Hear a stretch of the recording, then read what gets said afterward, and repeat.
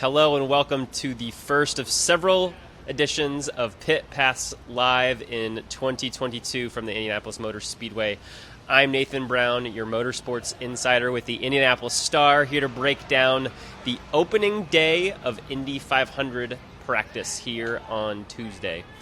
Lots of drivers across the paddock will tell you that speeds at this point in the week don't really mean a whole lot. You look at the leaderboard, most of the guys near the top, those times are related to toe speeds. You've got guys running in happy hour at the end of the day in big packs. Doesn't necessarily mean as much what speed you can hit when you're running in a pack as much as either what speed you can have in a no-toe situation in qualifying or how your car performs in a pack. But better to start off on top as we roll into qualifying this weekend and the 500 next than starting off on the back foot. So, 4 Chip Ganassi Racing cars start today in the top 6. Scott Dixon led most of the day with a solid lap around 2:28. He was passed at the very end of the day by Takuma Sato with a really solid lap.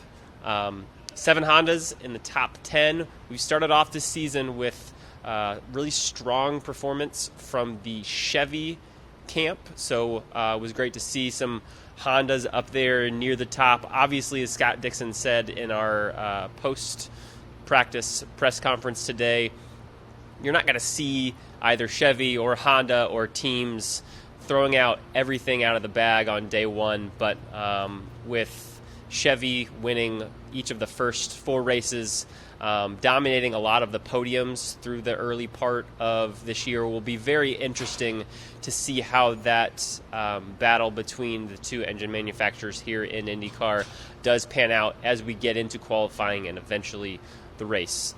As I mentioned, your top of the time charts today, led by Takuma Sato at a lap of 228.939, followed by Scott Dixon, 227.768.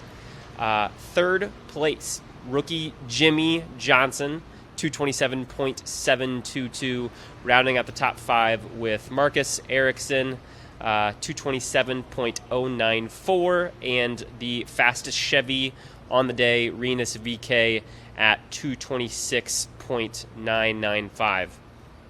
Along with Jimmy, we had 3 other rookies in the top 12, those being David Malukas, 7th fastest for his Dale Coyne Racing with HMD car there, and Devlin DeFrancesco, 12th fastest for Andretti Autosport. Really strong day for him as he's had an up-and-down start to his rookie season.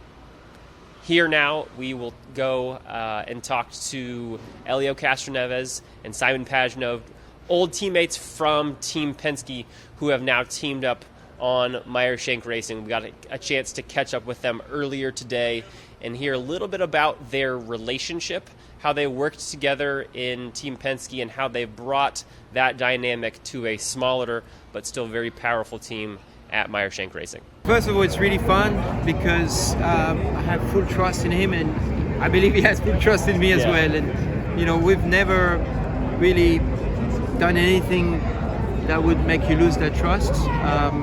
So it built up, and then we're really working closely together on our driving style. We talk about things that usually don't talk to another driver because, obviously he's really successful here. I would love for him to win his 5th. And for the race team, it would be fantastic as well. I want to win my 2nd, no question about that. But we have a common interest in helping the team be the best they can. So we're here for the same goals. But there is really, I don't feel a rivalry with him. I feel more like a companionship, trying to make the team the best we can. No, you got to focus on what's the present. You can use what happened in the past to show, look, I know the path, that's what we need to focus. However, it's a different day, it's a different time, and the only thing is we just got to understand what we need to do. Focus on the plan, reset the button from where we started, and start new things because it's a different year. And even if the rules are the same, competitors improve, and we got to just be on top of it. when it comes to the speedway, there's something else. Like he's able to pick out some details that other drivers don't even think about, and he's very adamant about what he needs, how he wants it. He focuses on the engine a lot. He focuses on the gearing a lot, where the drivers would just let the engineer do it. So how he picks out the details is quite interesting, and he's very decisive with what he wants. I believe that a lot more people understand now that this place, and especially last year, people talking about age, right? That was the theme of it. All the young generations are coming over, and winning last year, it just not giving hope. It shows that this place is not about being brave.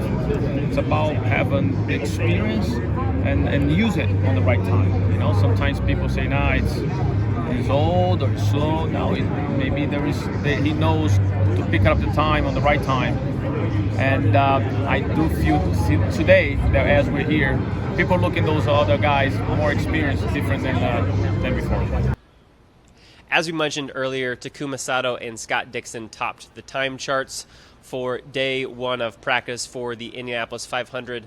Times don't necessarily mean a whole lot, but those guys did have some feedback and some insight on what they accomplished through these couple practice sessions that we had today on Tuesday, what they're working on, and what they're looking ahead to as we get later into this week with teams starting to prepare for qualifying. It was pretty good, I think, for all of the Ganassi cars. They rolled off well.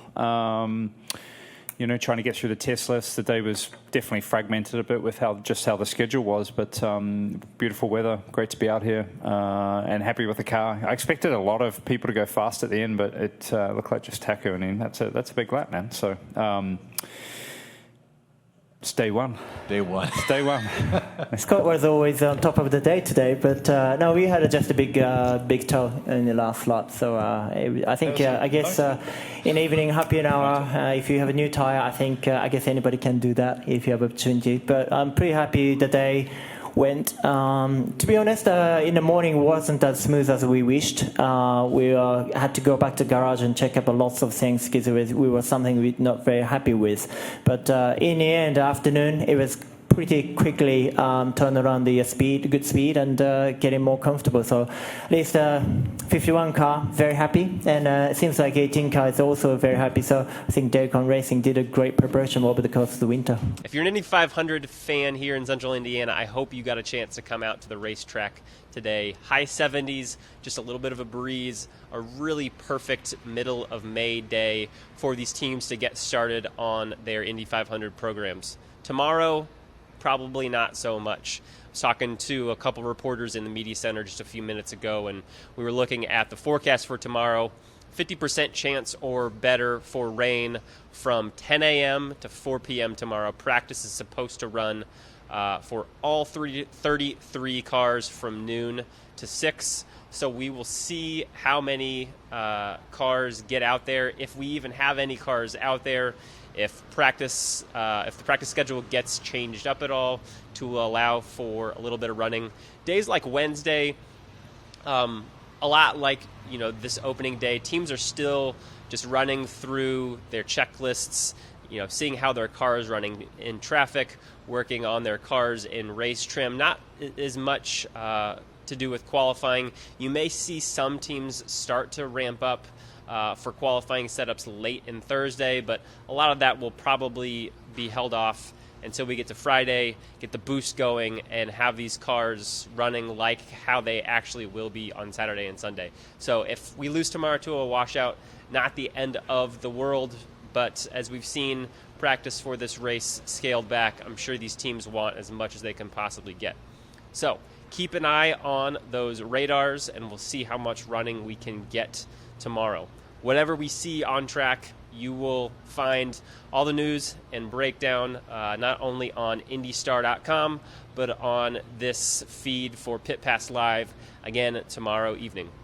Thanks again for watching. I'm Nathan Brown, your Motorsports Insider with the Indianapolis Star.